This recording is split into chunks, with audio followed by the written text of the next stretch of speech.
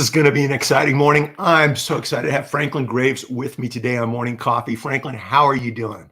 I am doing well, thank you. I've got my Starbucks, but I also went through this morning and they gave Give me a tip. out these new like Christmas mugs or holiday mugs. So Oh, it's that time of year. We're it's getting that there, time of the right? year. Well, you know what? It's funny how you drive around town, everybody's got starting to put up their decorations. And I'm the kind of guy like, we haven't even had Thanksgiving yet. It's, it's like everybody pumped the brakes a little bit. In fact, I might do a post about that today. But listen, here's what today is all about, everyone. I've got Franklin Graves. I'm a big fan of what Franklin's doing, of the message he's sharing, of the content he's creating out. We're going to be talking about how creators, how builders, how entrepreneurs can be embracing some of the new technology that you see everybody talking about today. Maybe some things you want to pay attention to moving forward in 2025 with new laws, rules, and regulations that Franklin sees coming down the road. We're also just going to be answering your live questions. Franklin's going to be answering your live questions. And so with all of that in mind, please hit the share button, share this out. We're going to be live on all the major socials. We're also recorded. So if you can't catch the show and you're watching us through the recorded version of the show, thanks for being here. It means the world to us. And Franklin, let me just dive right in with the proper introduction, short but sweet. Franklin Graves is a name that resonates with the future of law, especially where the law meets the creator economy, emerging tech, and the nuanced, high-stakes world of IP, data, and privacy. I've been watching Franklin and what he's doing for a long time now. And he's not just shaping legal frameworks, he's challenging the norms, he's pushing boundaries, and he's inviting the rest of us to rethink how we engage with technology. And I'm not just talking about the lawyers, I'm talking about creators, builders, business owners. What's the right way to go about leveraging this technology? Franklin is also the Senior Technology Counsel at HCA Healthcare and a strategic partner in driving corporate tech initiatives. Franklin, it's great to have you on the show. I've got to ask you, what got you interested in the law? What got you interested in technology, the creator economy, and all the above? Yeah, it's a great question and one that I think probably resonates with a lot of your viewers and people my age and around our age is I grew up in the first access to the internet really was all about building and creating your own website. I dabbled in like Prodigy and stuff like that, but really when we hit like the ability to have your own GeoCities website, things like that, this spark of creativity was both virtual and also like physical, building my own computers with my brother and things like that. And so it's just always been a part of how I've engaged with technology is this hybrid association of creativity, kind of technological thinking, and wondering, okay, what's going to come next and how they're going to improve or iterate. And I think that's what I think you're the same way too. And a lot of people, your viewers and readers, we are all thinking in those mindsets of, okay, here's current state. What's it going to be next? And I like to like stop and we like to reverse engineer. We don't like to just sit there and accept something as it is. We want to understand the inner workings of it. And so that's really, especially in the AI space, even before the Gen AI movement really happened, NFTs is what I was trying to understand, this whole Web3 concept. And then that's where I started unpacking this concept of, okay, what is human authorship versus machine generated with NFT collections? And then of course Gen AI comes into the fold and it's like, oh well, here we go, let's all examine this again. So yeah, I think it's stuff is repetitive, stuff is iterative, but it's just fun. I think that's the reality of it. I wonder if we're ever going to get caught up with this stuff. I wonder if we're ever going to be able to take a deep breath and get caught up. But what I would like to do, if I can, with your permission, is I want to share a screenshot of your website. Oh yeah. And because I think this is really cool, everybody. It's creatoreconomylaw.com. And when you come over to Franklin's site, you're going to see some really fascinating articles, which, by the way, I have a large community, Franklin, who have creators, of artists, of builders. And I just love my community. And I want them to obviously connect with you on all the socials, but check out Franklin's site because he's got some fascinating articles that are specifically for the creator community. As a matter of fact, the one that caught my attention this morning when I was getting ready is this one right here. Who owns a vibe? Can influencers really own a vibe? What's going on with this issue, Franklin? It looks fascinating. Right, it is. And just real fast, a quick plug for my own stuff. If you're not already subscribed, please do subscribe, because something I'm working on is for creators and creative industry professionals is a course on Gen AI, and it's practical based and all that. So that's coming, and that's something I would just love for people to be on the lookout for. But these types of Absolutely. articles are exactly what I write. I love uncovering new lawsuits that are happening, and that's kind of essentially what happened here. Is it's this, as attorneys, we understand there's a difference between a lawsuit being filed, and there's a difference between the final decision that ultimately comes from it. And so the fun part with this one is I took kind of a contrast of a decision that came out in the OMG Dolls, LOL Surprise OMG Dolls decision that had been ongoing for a while, where this teen musical group called OMG Girls, that formed in 2009, had this very distinctive look and style for themselves as a group, was essentially, they argue, copied by this doll manufacturer. And long story short, it was a dispute over all of that, protecting all of that, and really is a favorable outcome for the artists, for the creators, for their record label. And yeah, that screenshot right there from the complaint and from some of the filings is spot on, and it kind of highlights the distinction there. But I also, so that's the final decision that was reached. So what I like to do is I like to contrast that with a lawsuit that was recently filed. And I, like probably many other attorneys, probably would laugh at the fact of somebody trying to sue over a style or a vibe, especially if it is basic basic influencer on Instagram trying to I sell. noticed your skepticism at the beginning of the Yeah, article. right. And I think that's what everyone in the creator economy is feeling. But now I'm like rethinking that. I'm like, wait, hold on. Like, are we going to really end up in this space where if an influencer is hawking certain products on Amazon and another influencer is like, oh, those are resonating with that person's audience, they'll probably resonate with mine, I'm going to copy that too, and I'm going to do the same style of influence, that this content generation, is that protectable? And then it's also interesting because of the from a trademark law perspective, we had the Supreme Court case around the chew toys, the Jack Daniels case, which were essentially dog chew toys, and this whole parody and kind of questions around that. And so there's a lot changing in that space with brand and marketing and kind of your vibe. And so maybe I could be the next Mitch Jackson. I don't know, but I don't want to get sued over it is my thing. So Well, I'll tell you what, maybe I can be the next Franklin Graves, because okay, you are we'll so just far ahead swap of me. personas. It's interesting. Maybe with AI, we'll be able to.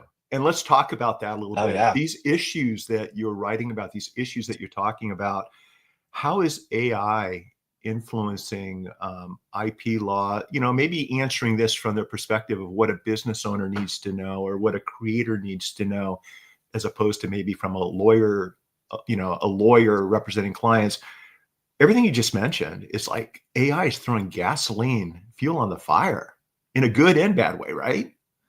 Yeah, and good or bad based on where you fall. And kind of like earlier this week, I was on a panel here in Nashville with local artists, and actually one of the women that's named in one of the lawsuits that's going on, and just to avoid detracting them further, I won't mention their name and stuff like that. But having that discussion, and sitting on, like, it's easy to talk about this stuff without actually talking to the creators that are impacted by this, by the scraping and by the lack of licensing regimes, and if you're a visual creator like she is, how that has basically just driven away her revenue, and her living. And so there's this huge moral, ethical kind of consideration that goes into how are these systems created, how are they made, how are they designed, and how are they influenced. And so that's what we as end users of them have to also take into consideration and be thinking about. Is like, okay, do we care about that? First of all, maybe the best question to ask. If not, why? And if you do, then what do you do about it? And so those are the kind of the things that we are all grappling with.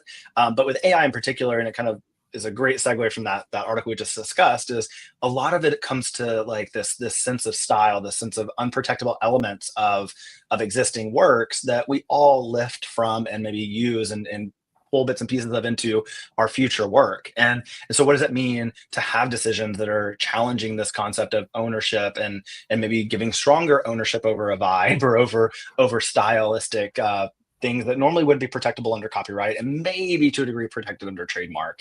Where does that leave us going forward? And that's what businesses really need to be thinking about and really honing in on when they are generating or creating using AI.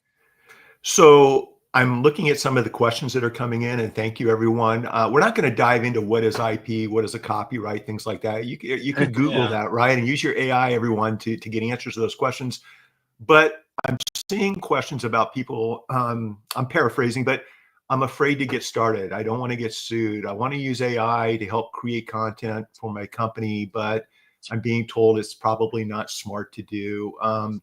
Maybe talk to us a little bit, Franklin, if you don't mind, about the importance of reading TOS agreements, licensing agreements, when you're going into these AI services and you're using it to create written audio or visual content. Oftentimes there's a terms of service, every time there's a terms of service agreement in the background controlling what your rights are, right? Can you even use it in a commercial setting? What would you have creators and entrepreneurs look at in the TOS agreements to make sure they're on the same page as the provider when it comes to what they can use this AI generated content for? I think it's the same Good thing. question.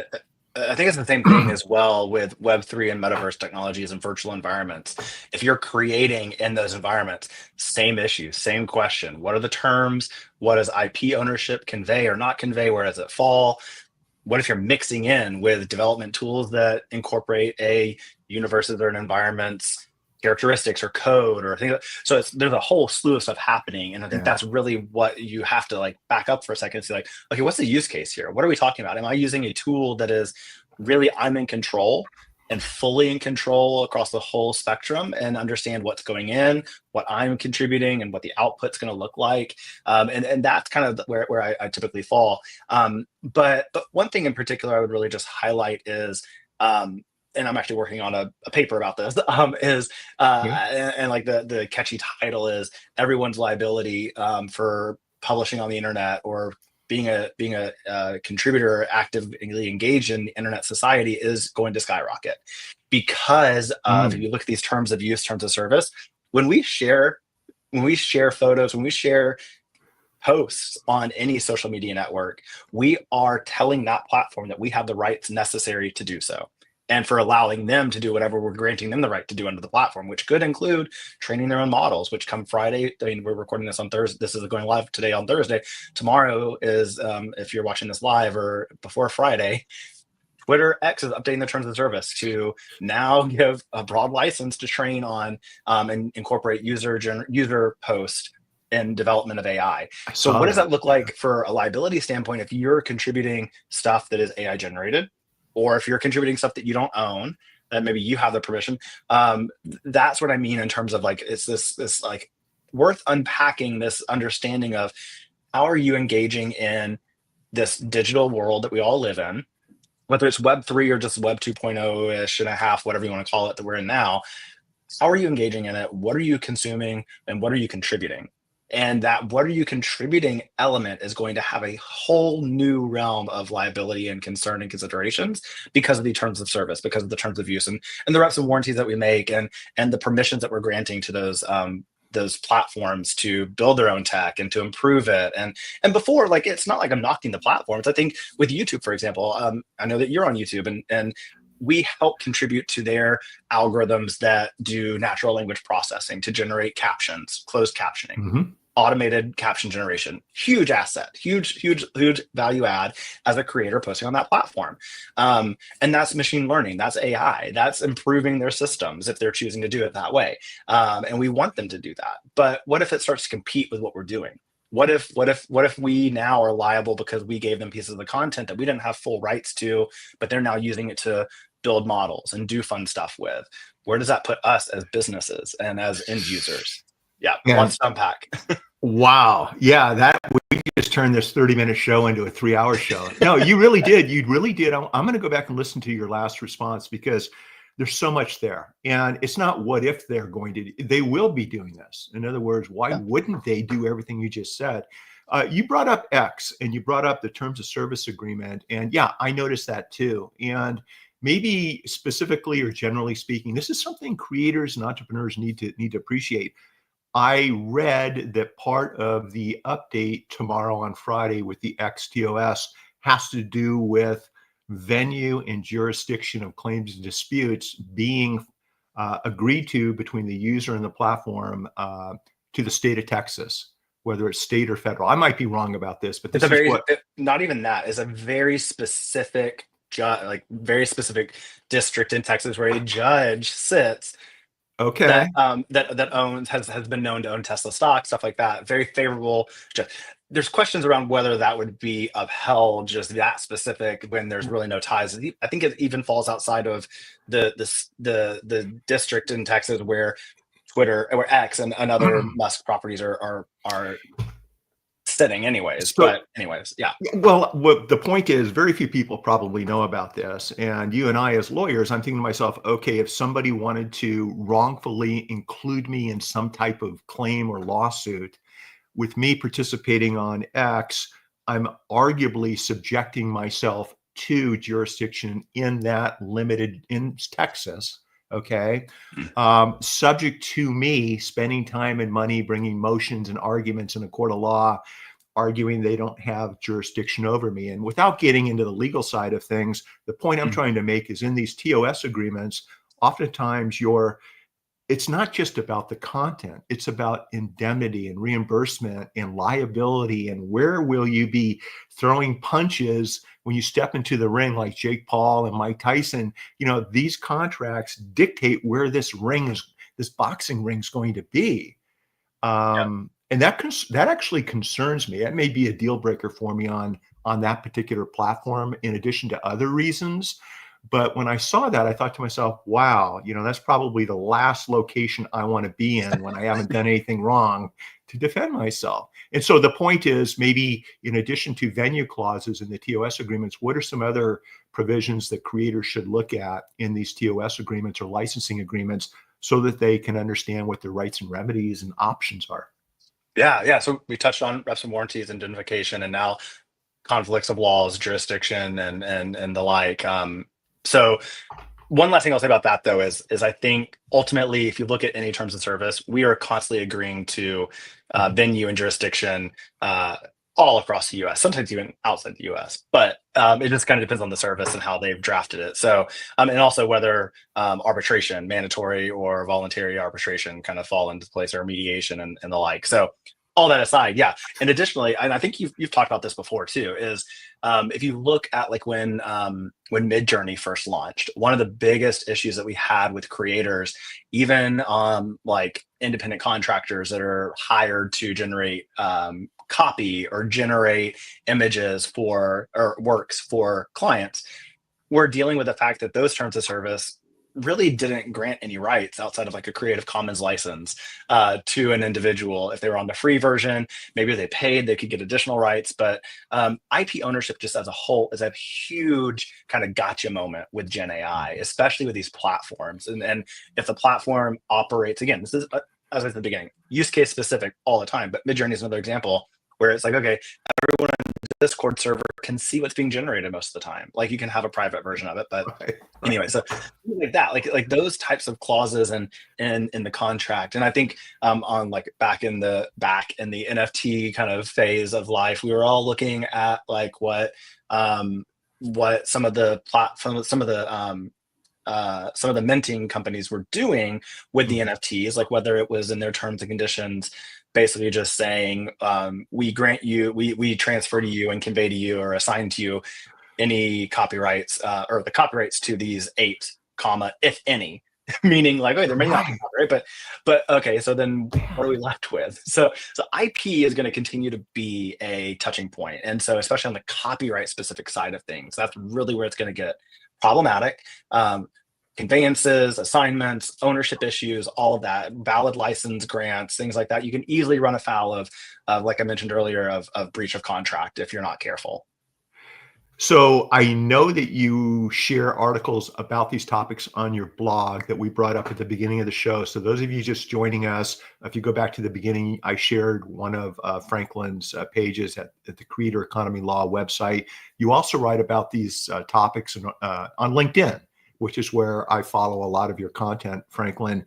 If you were a business owner today, moving forward into 2025, understanding maybe some of the new dynamics with the new administration, deregulation, understanding the favorability towards Web3, digital currency, understanding the global interactions between maybe higher regulations in the UK and what we're expecting to see here in the United States.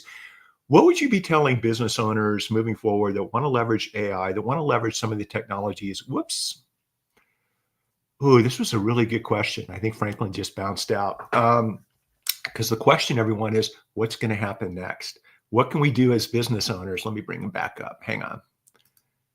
I don't know where we got cut off, but the end of my question was moving forward in 2025, Franklin, it's like, how would you advise business owners, both small, medium, and large, to embrace all of these changes, whether it's political, regulation, global, in leveraging this technology moving forward? Obviously, be careful, be cautious, do your due diligence. But what would you focus on from a positive perspective? Like, how can we leverage this stuff and still stay safe? Yeah, I think first and foremost, it's important to remind people that we operate, at least here in the US, in essentially 4-year increments, maybe 8-year increments if you're lucky, depending on which party you're in favor of, and which side of the arguments you fall on. So that being said, the next 4 years, yeah, it looks like there will be quite a lot of change based on promises that have been made and kind of early indications of all that. And so all of that change will take time to effectuate. And so that's where people like you and I come in. We try to like break that down as well as many others and try to hone in on that. But thinking about it from a pure business standpoint, I think first and foremost, if you don't already have identifiable business goals and a business plan that has contingencies built in, that's going to be the first thing to do. And I don't mean just like, oh, thinking through it from a business, like, okay, if this aspect of the business fails, where do you go? More of like legal and regulatory contingencies and understanding what that means. Because for people that have been around this for a decade or so, like we have been, it's been constantly swinging back and forth, whether we have Section 230 or whether we're going to lose it, or whether we have heavily regulated securities laws, or whether it's going to swing in the other pendulum in the other direction, and to what degree that will happen. Like having a core identifiable business strategy that addresses all of that, regardless of the current state of affairs, is going to be critical. And that's where I think building that out, having discussions like this, like we're doing, not public, of course, because you don't want to violate your confidentiality and attorney privilege. But having those conversations is going to be key, and making a plan and developing that. And then second is staying on top of it all. Right now, it seems like every day there's a new development happening in the EU or in the US when it comes to AI, and much so as it is with privacy law. If you're in the business space, you've no doubt already dealt with privacy issues. In the US, it's state by state issues. We're seeing the same thing in the US now developing with Colorado having passed their responsible AI type legislation, and that's law come February 2026. And now we're seeing Texas trying to do the same thing, mirroring that exact same statute. We're going to keep seeing stuff like that because because of the lack of activity at the federal level. And so indications are that that's going to be continuing to happen, that lack of activity at the federal level. So where does that leave us? We're left with patchwork approaches. So that being said, in addition to your business strategy, having a playbook, having a policy, having general guidelines around emerging technologies is critical. Making sure you have that documented to understand when these situations come in and you get a contract. Do you have something pulled together so that you know how to quickly review it? Do you have some clauses that you can drop in that permit you to use AI? Or are you just going to take the terms of what the contract that's given to you, where maybe they say you can't use AI at all? And then what does that truly mean? Okay, I can't use Copilot. I can't use email search because that's AI. So Right. like things like that, getting your head around what these things mean, and having business strategy, policy, and like your own kind of internal playbooks, if you want to call it that, around it for contracting, for your own decision-making processes, is going to be critical. And if you have those two things, in my opinion, if you have those two things ready to go, and you've kind of thought through future looking, you'll be ready for whatever's coming. And whether it's a boon for your business for the next couple of years, decades, or beyond, or whether it's going to flip and change, you're going to be ready for that. And that's one of the best methods is to prepare no matter what. So in the last 5 minutes, Franklin, a couple of calls that I've had this week had to do with let's just say the principal, CEO, or owner of a business being aware of what you just said. Okay. But then they found out after the fact that they're managing a team of 20 or 30 people, one or two people are independently using a free version of an AI to create something or to input into the prompt a proprietary company trade secret, for example, that then gets clicked and sent out to the AI LLM to generate the response. In other words, can you take what you just shared and talk about the importance of also the mindset of sharing that with your team, educating your employees, educating your teammates to do everything you just said? Because I think that's the weak link. I think that's where a lot of people are dropping the ball. Right. Oh, I absolutely agree. And I think that's why I kind of laugh when people put in contracts so you can't use Gen AI at all. You can't use AI at all. It's like, have you actually gotten on the front lines and opened up Photoshop and used Photoshop? Like, you can't escape AI. Like, you can't escape Gen AI. So rather than taking like a very harsh, like uninformed kind of like I'm so high up, I don't really understand what's going on at the front lines. Like, get in the weeds, understand that. And then I honestly think it's best to provide some means of accessing a tool. Find a vendor that you're comfortable with, or develop your own, like internal grab models from Hugging Face, develop your own tools. Do something that gets people access to tools that they need, first of all, so they don't feel like they're getting behind and not learning, and able to learn and grow their career, and maybe be in the back of their mind thinking, oh, am I just going to get replaced eventually by this? If you get in there and use it with them and allow them to use it, then you're going to quickly realize the downfalls and like the limitations of it. It's not like this silver bullet that's going to do everything. Maybe a long time from now, but right now it's not. So that's the first thing, is like making sure that you have some understanding of what's going on, and having some tool, whether it's one or more available, that's a tool that you trust under terms that you've negotiated, hopefully, or with a partner that you align with and understand. And then build use cases around that. Identify what low-hanging fruit, like low risk to your business might be to roll out an AI development tool. Like if you're looking for a no-code option, or maybe Copilot agents are great for you from Microsoft, or maybe there's Google Gemini, and just unlocking the power that comes from having Gemini turned on in Workspace. What does that look like for your business? It gets people access to a chatbot. It gets people access to tools that maybe has protections from an enterprise level around your data, and with partners that you can trust. But that's I think that the basic thing to do is people are using these tools. I think there's a lot of research out there. You can Google it and find it, but there's a lot of research out there that people are using it on their own devices, or even on their own corporate devices, on company time. So do you want them doing that without you knowing, and without you having the guardrails in place? No, we don't. Exactly. No. So that's what I would encourage, and I would think is the best approach, is to develop it responsibly, use it responsibly, and roll it out responsibly, and not just stick your head in the sand and ignore it, or think that people aren't using it just because you say that they can't. You know, what's fun is getting ready for holiday functions, holiday parties, things like this. I've seen some companies encourage and roll out a particular AI, okay, paid premium version to their teams, and saying, listen, we don't want you to use this at work to create new content right now. Help us plan our holiday party. Schedules, designs, let's have fun with this. Opening, how to have a comment or a conversation with somebody, you know, at the holiday party that's appropriate, that stimulates engagement with someone else, using it in a fun way, in a non-business way, so that everyone understands how these things work. And along those lines, I'm getting a lot of questions. People want to connect with you. People want to reach out. I think you've got a book out. I saw something at your website that might be helpful. Franklin, so if people want to, you know, just dive in head first, they want to learn on their own, they want to tap into your resources, newsletters, they want to reach out to you personally, what's the best way for them to do all the above? Yeah, so right here on the screen, or if you're listening, Creator Economy Law, all one word, .com. I think I also have Creator Economy .law. I have like the Okay. GTLD for .law. Anyways, any way you can get there, even franklingraves.com, I think will get you there. And so subscribe. You can reach out to me. I will say I do not take clients. So that's something I don't do. I have a full-time job. This is all stuff that I love to do on the side. It's a hobby. So I do not take clients, but I love talking to people. I love having these types of conversations. I Okay. also have the book. The book that I'm working on is Creator Economy Law. It'll be open access, so under Creative Commons license, coming early next year, ideally, is what my goal is. But Okay. immediately, I'm working on a course that's supposed to launch by the end of next month, by the end of the year, essentially.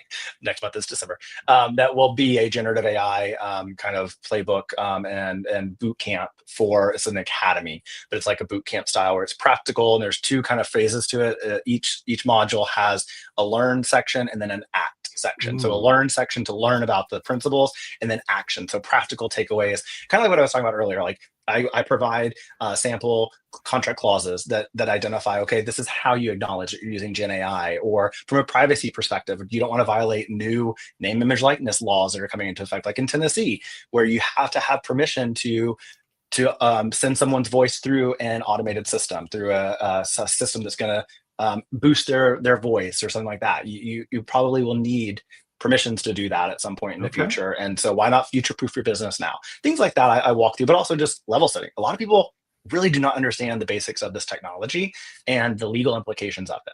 And so that's kind of what I hope to break down. But I will be doing a pre-sale, launch, an alpha launch of it that will be Okay. like a couple $100s for it, but it will eventually next year be a like $1,500 course. So all that to come. Ooh, So ooh, yeah. Make sure I get that early link, Franklin. right. And is your course in your book? Will this be for lawyers? Will it be for business owners? All the above? Who are each of these items designed for? So the course is for anyone. The course For is anyone? meant Okay. for non-lawyers, lawyers, anyone that's just interested in, like I said, learning, but also Okay. acting on Okay. what's going on. And the book itself will be free. It'll be open access. That is going to be a course book. So I've developed a course called Creator Economy Law that I will working on finalizing, where I'll be teaching that soon. But that is coming. It's a law school course, but the book Okay. itself is an overview, kind of history, and then also I have finished an academic article that will also be free, of course. But it's a history of, it's an introduction to creator economy law. So it runs through a history of where we've been, how we got here, and kind of the future state of creator economy. And you were giving me a hard time before we went live about seeing me all over the place and where do I find time to do all my stuff? Oh my goodness, that's amazing. I mean, that's going to be so valuable for the community.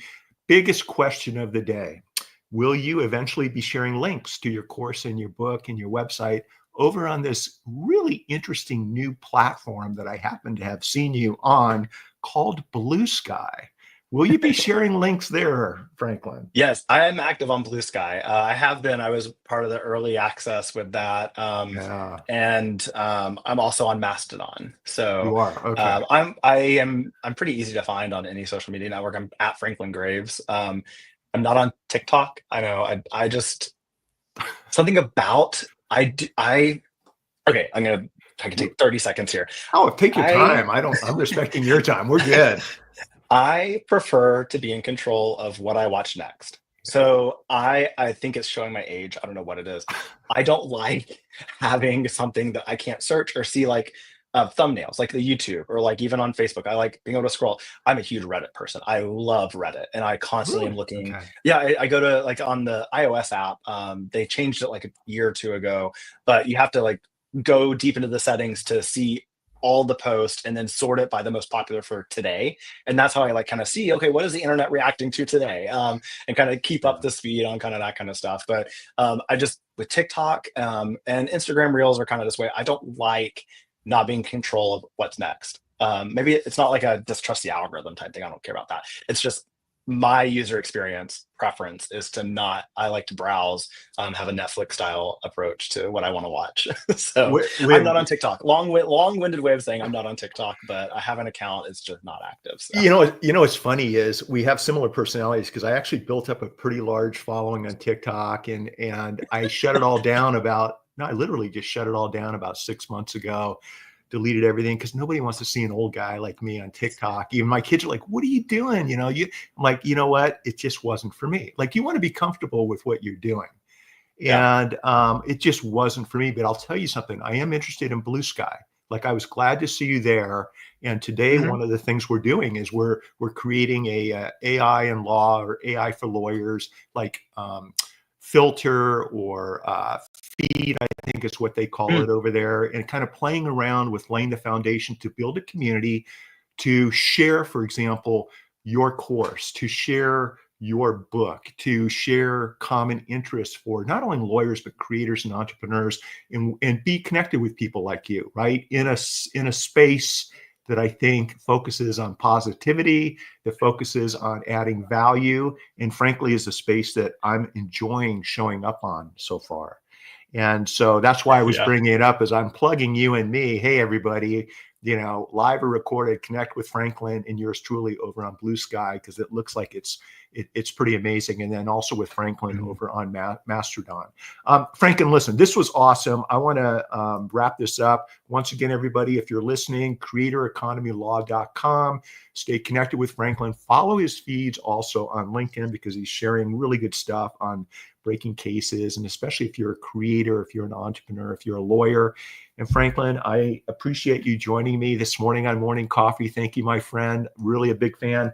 And listen, everyone, keep testing, keep having fun, keep dipping your toe in the digital sandboxes. And between now and next week's show, enjoy the journey and never stop making each day your masterpiece. Thanks, everyone. Thank you, Franklin. Bye-bye.